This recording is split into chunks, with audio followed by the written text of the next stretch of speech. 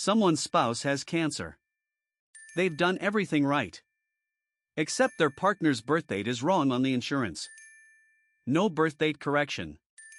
No medication. No hope. A date of birth. Wrong by maybe a digit. Standing between life-saving treatment and this.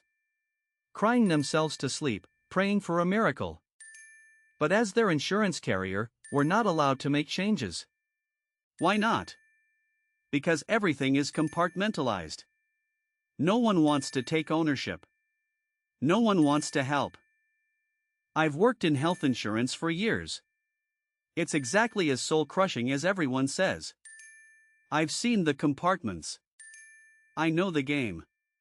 Here's what they don't tell you: when it's someone's turn to take your call, they already know which department they'll transfer you to. They don't want to hear you cry.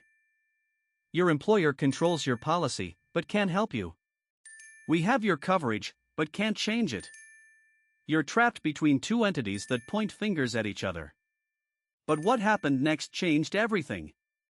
Change to family plan? Call HR, need termination letter? Still showing active, sorry. Address change? We'll keep sending your health info to strangers. Naturally, this works perfectly. Then there's the employer from hell. Full control over enrollment, but notorious for delays and stonewalling. They'll lie to your face, everything looks good on our end. Meanwhile, people can't change addresses. Protected health information goes to strangers. Spouses needing chemo wait months for birth date corrections. Months they don't have. The employer bounces members around just to avoid paperwork. Call your insurance, they say, knowing full well they control the information. Pure incompetence. Or calculated cruelty. But even escalation gets bureaucratized. Now my higher-ups demanded, you, the lowly service agent, must first contact the employer before we do. Because nothing says efficiency like more layers of red tape. But what happened next changed everything. Fine. You want me to spend an hour listening to hold music instead of getting screamed at by desperate people? Challenge accepted. But customers were ecstatic when I said, I'll call them for you. You don't have to worry about anything. We'll have everything sorted by next week. It's impossible to get through, they'd say. Their system tells you to call back later. That's when I'd smile and reveal my secret weapon. Not to worry.